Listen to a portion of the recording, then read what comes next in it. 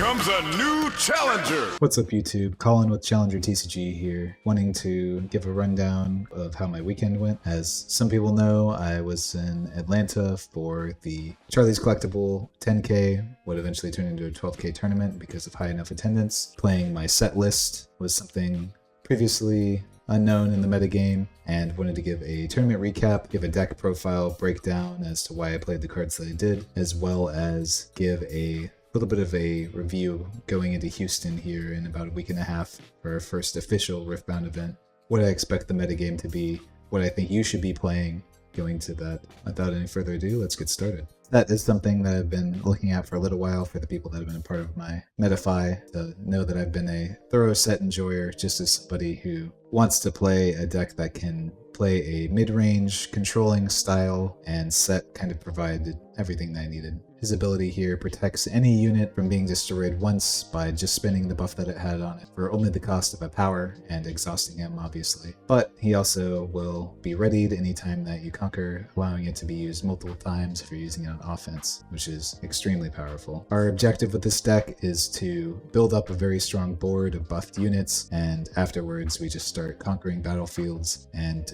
holding. This is one of the few decks in the metagame right now that's entire strategy is built around actually holding the battlefields rather than just taking them and then letting your opponent take them back and doing that. Our plan is to actually completely lock down the battlefields, make it so our opponent can't ever get in, and should they get into one of the two, we have access to some cards in our deck, such as Fiora here that has ganking, which would allow you to go from one battlefield to the next, take out whatever units that they had sent in order to conquer the other one, and hold it from there. Additionally, anything that's saved by Sett will just be in the base ready to come back in next turn. So if they do commit a bunch of resources to conquering a battlefield and kill some of our units, whatever our biggest one will always be saved, and then we can just send it back in to kill whatever units we weren't able to while defending. Next, I'll get into our chosen battlefields, being the Dreaming Tree, Grove of the Godwillow, and Monastery of Harana. Our Game 1 battlefield is always the Dreaming Tree, potentially the most powerful battlefield or even card in general in the entire game. Just saying that whenever you choose a friendly unit with a spell here each turn, you get to draw one. Our deck has access to 10 cards that are able to do this. Challenge being something that chooses our friendly unit and an enemy unit in order to fight. Hidden Blade, one that typically will not be used in our own unit, but in a pinch can kill our own unit and allow us to draw 3 cards, should it be at a Dreaming Tree. Call the Glory, kind of our namesake card, a free buff that just gives +3, assuming that I'm able to spend a buff. And then Primal Strength, giving a unit +7 might, also drawing a card, can be extremely, extremely powerful.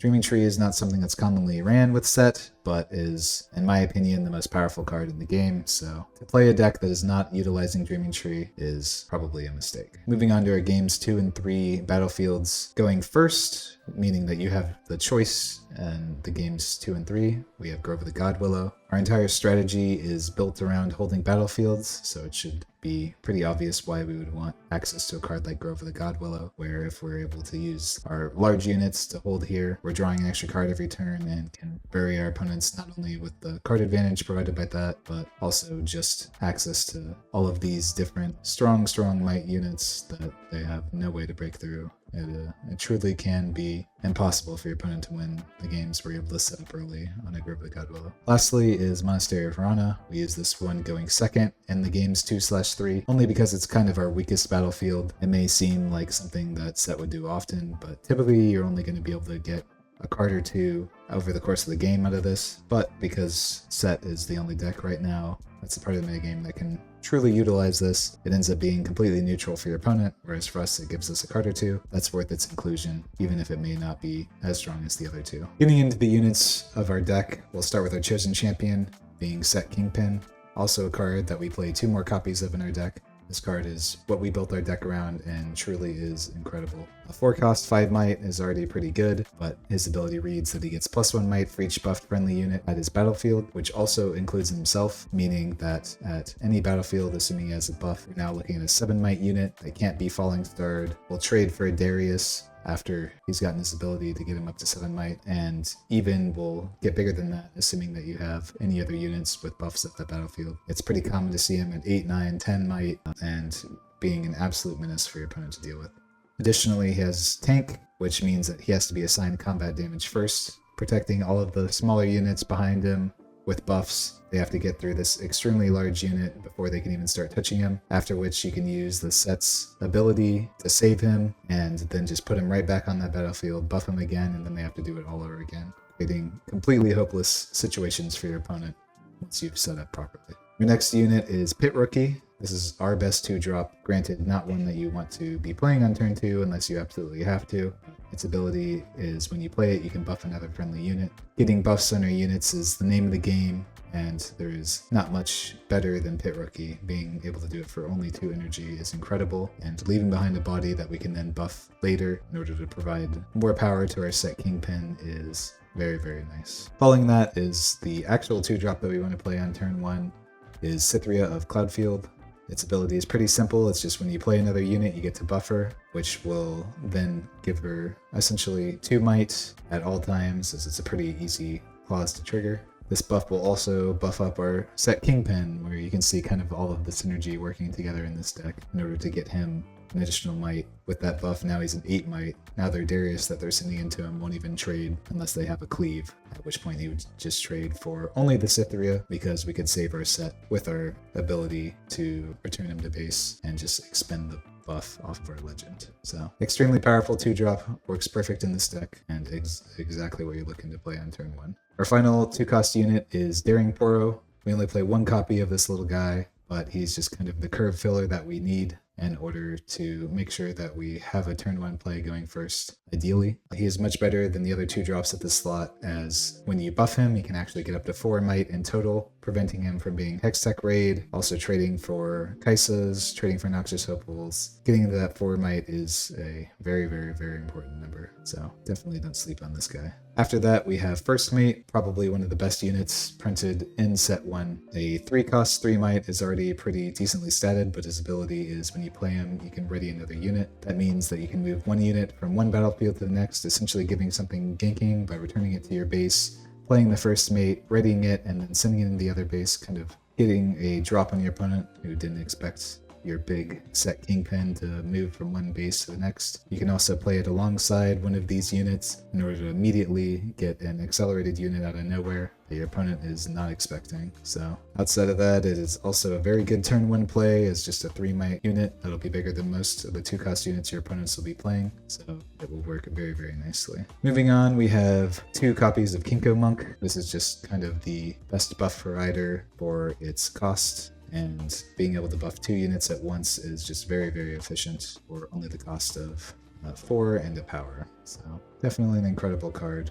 and one that can be extremely efficient for what we need to do. Next is Kiana. We play 2 copies of her as a default deflect unit. If you've played against Kaisa, you know that she loves targeting our stuff and she does not like paying power, but Kiana does not give her a choice, as she always has deflect. Her ability to conquer and draw or channel a rune is also extremely nice. Once we've set her up, we can just continually conquer, get that value provided from this card, and when we save her with Sett's ability, she'll actually be able to conquer the same battlefield that she came from next turn. If we throw a buff on her, throw some spells to make sure that she's able to do it, and just conquer over and over and get this trigger over and over again. Next is my personal favorite card out of this deck. We have Fiora, a 3 of in this deck, and one that I would play way more copies of if I could, but unfortunately we're limited to 3. When she's mighty, she has Deflect, Ganking, and Shield, which are 3 incredible keywords. Deflect, as previously mentioned with Kiana, is exactly what you want in the current metagame in order to slow down Kaisa from targeting our stuff and killing it with all of her spells. Ganking just allows Fiora to actually control both battlefields by herself, which is truly incredible, and Shield, just getting her up to 6 might on defense, can be make or break in some situations. Finally, we have Lee Sin. This guy is just kind of our top end.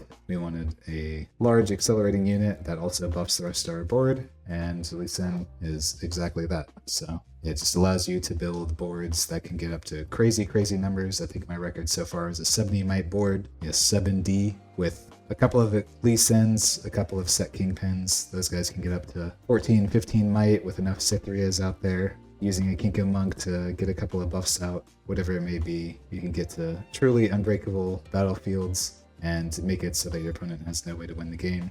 As if you're ahead on points and you're holding a battlefield with this deck, then the game is already over. Now, moving on to our spells, we have Showstopper as the first spell we'll cover, and probably the best card in our deck if we're speaking on an objective power level. This card is absolutely insane. It does everything that we want to do and more. For only 1 energy and a power, you can buff a friendly unit in your base and move it to a battlefield. This may seem pretty basic at first, but it essentially allows you to combine it going second on turn 2 with any of our extremely powerful 4-drops in order to have an immediately attacking buffed unit that will conquer, take out one of their units, and should they commit all the resources that they would need in order to kill that unit, we will just save it with our Sett ability and bring it back home, find another way to buff it, and start it all over again. Additionally, this card doesn't exhaust the unit whenever you send it into a battlefield, so you can then, in the case of Fiora, gank from there, conquer both points, just a Showstopper and a readied Fiora, or you can also retreat it back to base if you just want to take one unit out and then not actually hold it for the turn. It's just truly, truly a powerful card. Next spell we have is 2 copies of Sabotage. This is just a disruption piece that is necessary for our game plan. When our plan is to hold battlefields for as long as possible, being able to look at our opponent's hand and see exactly what they're working with to make sure that we know we're playing around whatever their ways are to break our battlefields is so important.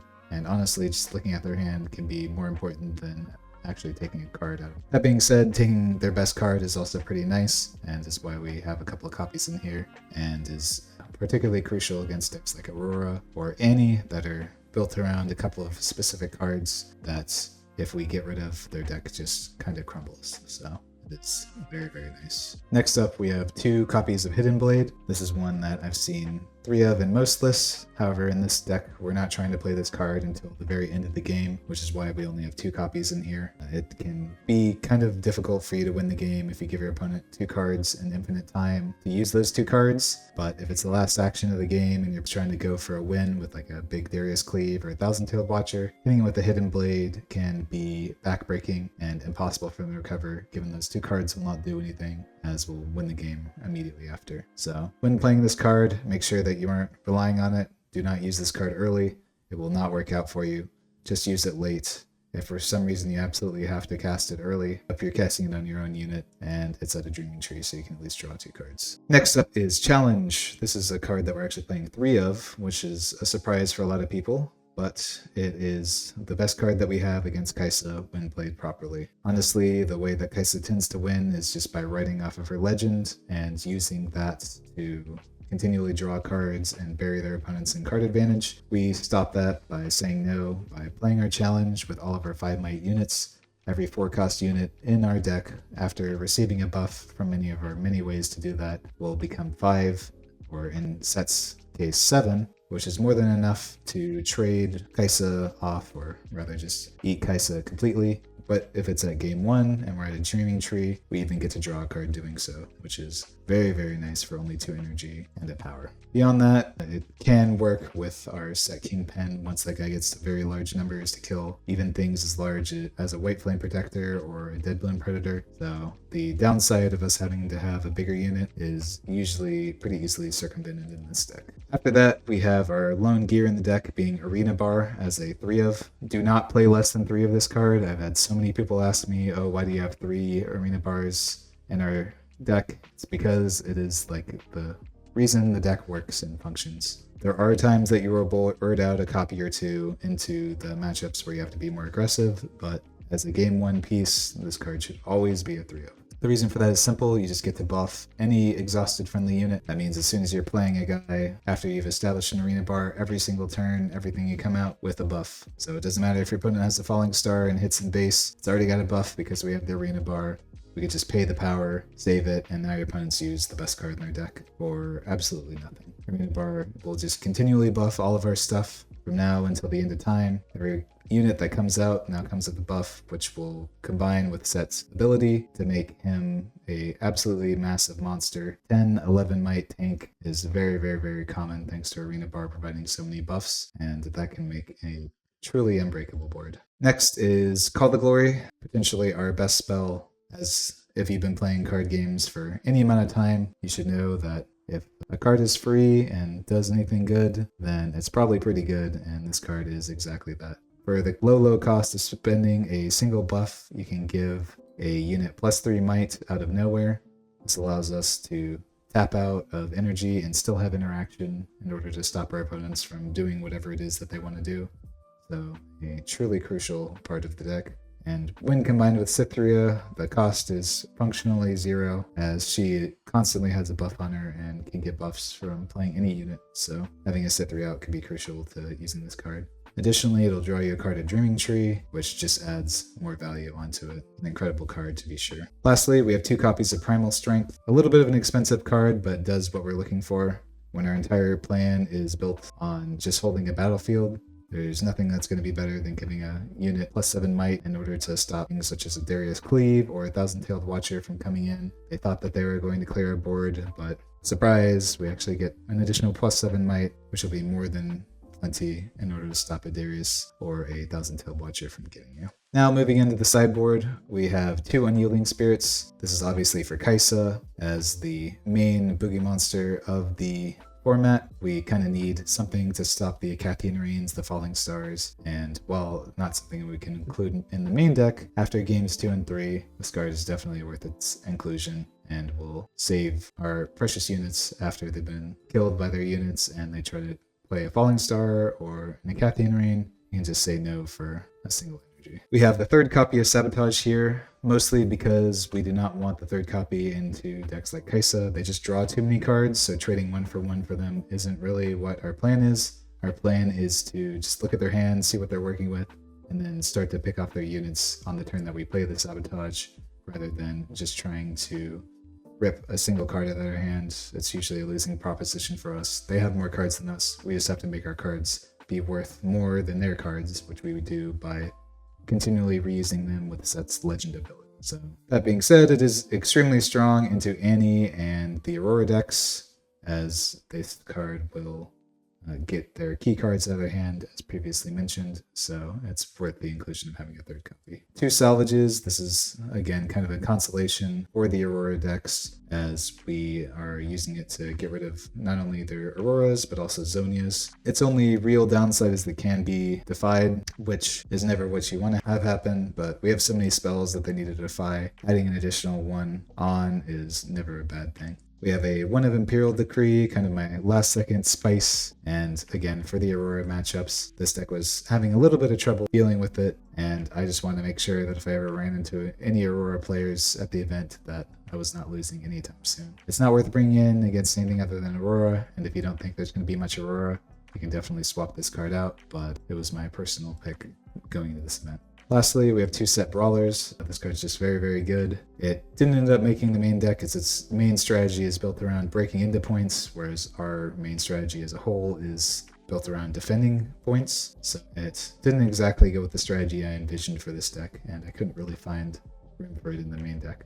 But the board into the decks such as Master Yi or Aurora, that you really need help breaking into the points, there's not going to be anything better than this guy, who default will just be an 8 might unit that will buff himself and be able to be saved by Sett's ability. You can also buff it additional times with like a Pit Rookie or a Kinko Monk.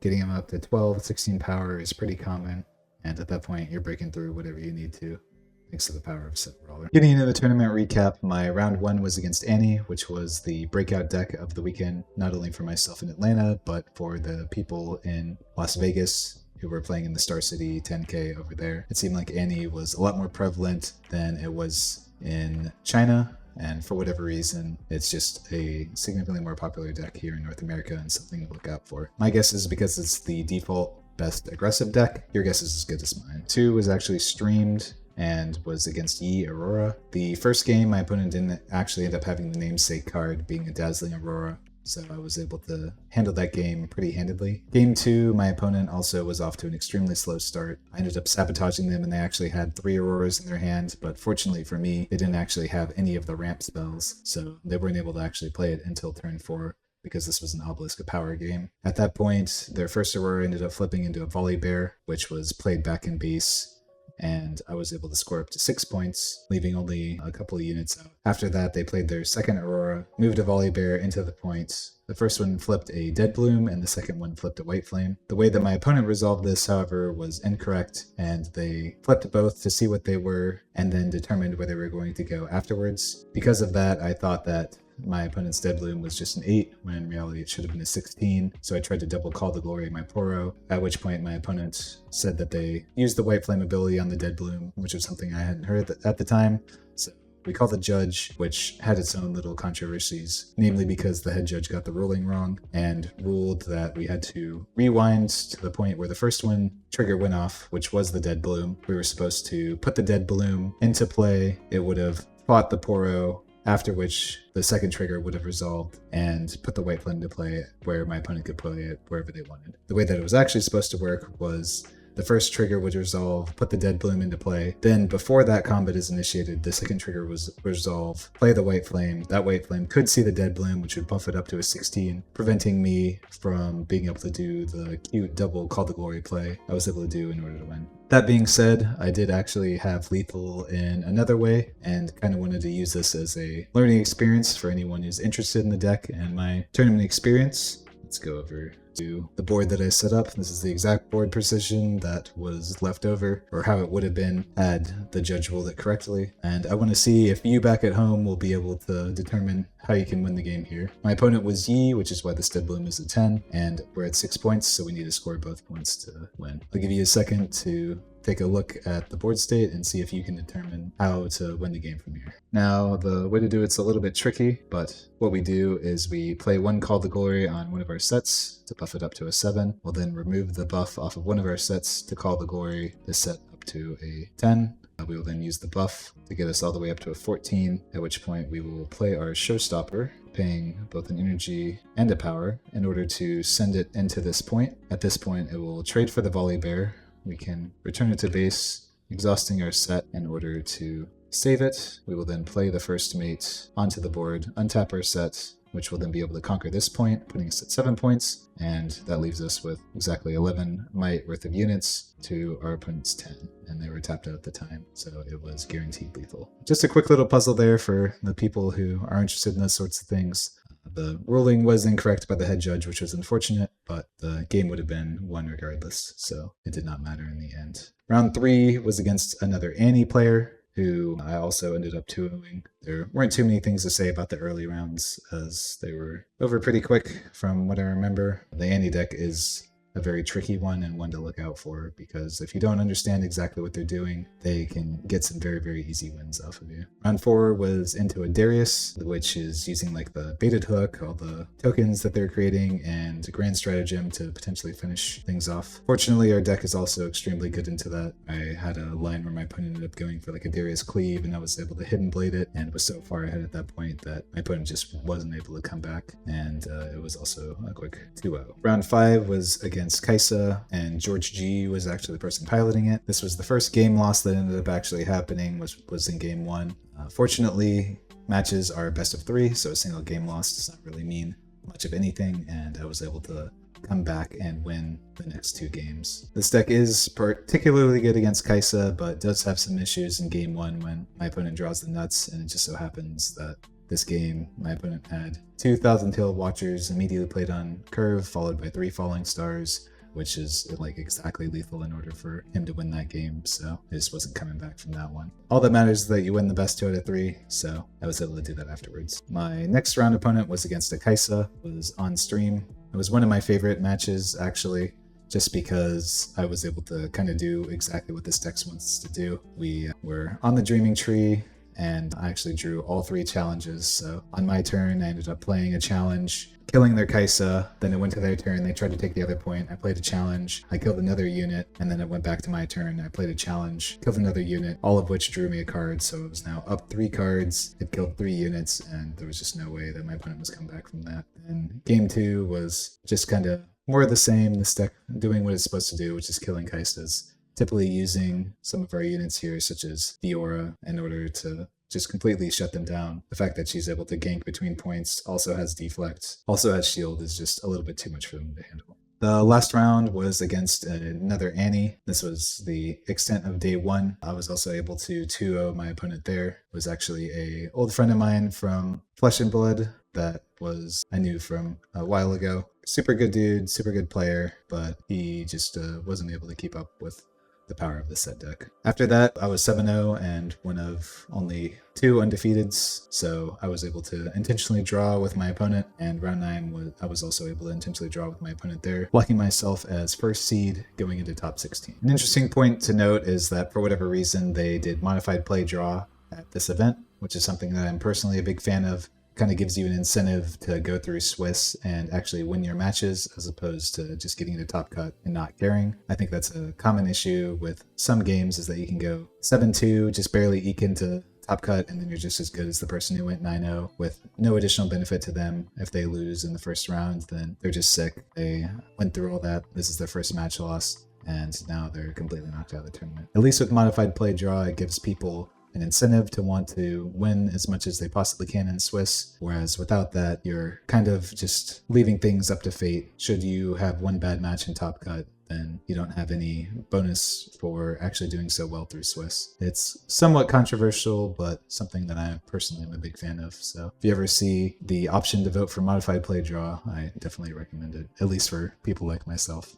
We're big fans. Getting into top 16 though, my first match was against Kaiser, and that one was also on stream, and I was able to cleanly 2-0 it. I was just kind of able to perform how this deck intends to against Kaiser, and promptly dispose of the menace that has been plaguing our metagame for a long time. If you guys end up wanting me to do VOD reviews on any of those, please leave it in the comment below, and I can kind of go over some of the specific matchups if people are interested in this deck and want to see how I play those matchups. My next top 8 was, surprise, another Kaiser. This one actually also ended up taking a game off of me. This was my second game that I'd lost throughout the entire tournament. Not match, just game. I lost game 1, and actually the same way that I lost to George early in the tournament, which was double Fox, triple Falling Star. You could say that it's a potential fault of the deck, but I think that's one of those that if the Kaiser player is able to draw that well, then, you know, sometimes you just have to accept that. And fortunately, it didn't matter for the actual length of the tournament itself, as I was able to come back in games 2 and 3 and win those pretty handedly. Top 4 was streamed again. This one was against an Annie player who was an old friend of mine from a previous game that I played. He played pretty well, but I had some fortunate draws, he had some unfortunate draws, and it made for a pretty swift